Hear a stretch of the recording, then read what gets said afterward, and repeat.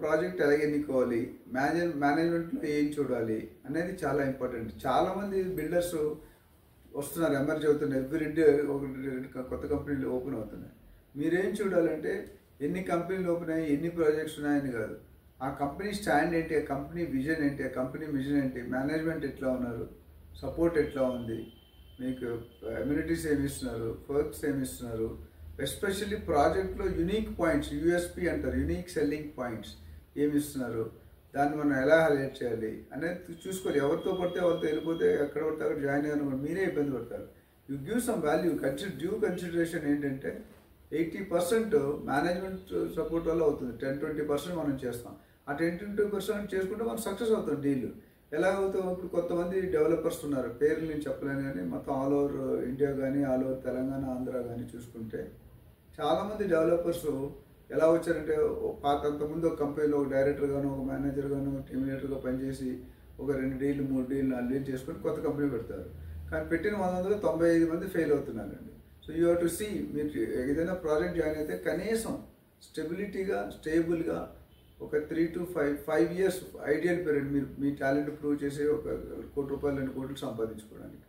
ఆ విధంగా మీరు సెలెక్ట్ చేసుకునేటప్పుడు జాయిన్ అయ్యేటప్పుడే మీరు సెలెక్ట్ చేసుకోండి. నేను ఏ కంపెనీ జాయిన్, ఇప్పుడు పెళ్లి చేసుకున్నప్పుడు మనం కంప్లీట్ రీసెర్చ్ చేస్తాం, అమ్మాయి గురించి అబ్బాయి గురించి. ఇక్కడ కూడా కంపెనీ జాయిన్ అయ్యే ముందు మీరు డిసైడ్ చేసుకోండి, నేను ఈ కంపెనీ జాయిన్ అవ్వండి, ఆ కంపెనీ జాయిన్ అవ్వండి చెప్పట్లేదు.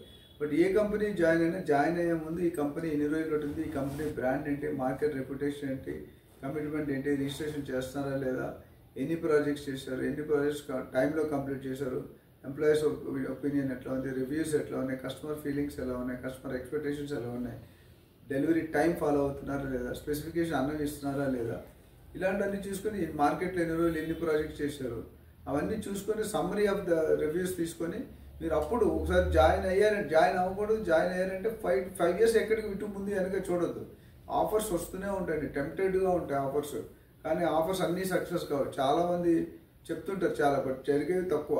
సో మీరు ఎక్కడైతే ఇంప్లిమెంట్ చేస్తున్నారో, ఎవరైతే ఆ కెపాసిటీ ఉందో, క్యాపబిలిటీ ఉందో, కాన్ఫిడెన్షియాలిటీ ఉంది, ఆ కాన్ఫిడెన్స్ ఉంది, అవి చూసుకొని జాయిన్ అవ్వండి. మీరు పాంప్లెట్స్ అమ్ముతారా, డిటిసిపి అమ్ముతారా, సూడా అమ్ముతారా, మూడా అమ్ముతారా అనేది మీ ఇష్టం. బట్ ఏ ప్రాజెక్ట్ జాయిన్ అయినా full focus, laser light focus ఉండాలి. లేజర్ లైట్ ఫోకస్ అంటే మీరు చూసుకోండి, ఈగల్ పైన ఉంటుంది, సముద్రంలో చేపలు పైన వచ్చి ఒక్కసారి ఆ చేపలు పట్టుకొని వెళ్ళిపోతుంది. అంటే అంత దూరం నుండి ఎలా చూస్తున్నాం, because they are she's focus. Eagle అనేది ఫోకస్ ఉంటుంది. మనకు కూడా ఒక కంపెనీ తీసుకొని టేకప్ చేసి మీరు ఏం చేయాలంటే ఆ కంపెనీ ప్రొడక్షన్ బాగా స్టడీ చేయండి, ప్రొడక్ట్ నాలెడ్జ్ బాగా ఎక్వైర్ చేయండి, అట్లానే మీరు జోగ్రఫికల్ నాలెడ్జ్ ఎక్వైర్ చేయండి, అమ్యూనిటీస్ ఏమి ఇస్తున్నారో చూడండి. అన్నిటికంటే ముఖ్యం మన కాంపిటీటర్స్ ఏమవుతున్నారు, వాళ్ళు ఏ రేటుగా అమ్ముతున్నారు, ఏ స్టేజ్లో అమ్ముతున్నారు, ఏ ఇమ్యూనిటీస్ అమ్ముతున్నారు చూడాలి. ఇవన్నీ కానీ చూస్ చేస్తే మీ సక్సెస్ గ్యారంటీ. మీకు ఎంతగా సంవత్సరానికి 12 లక్షలు కావాలా, 25 లక్షలు కావాలా, 50 లక్షలు కావాలా, ₹1 కోటి కావాలని మన చేతిలో ఉంది. మనం ఎంత ప్లాన్ చేసుకుంటే అంత వస్తుంది. దీని మీద మీకు ఎటువంటి ఇంకా ఇన్ఫర్మేషన్ కావాలన్నా నన్ను సంప్రదించండి. ఓకే.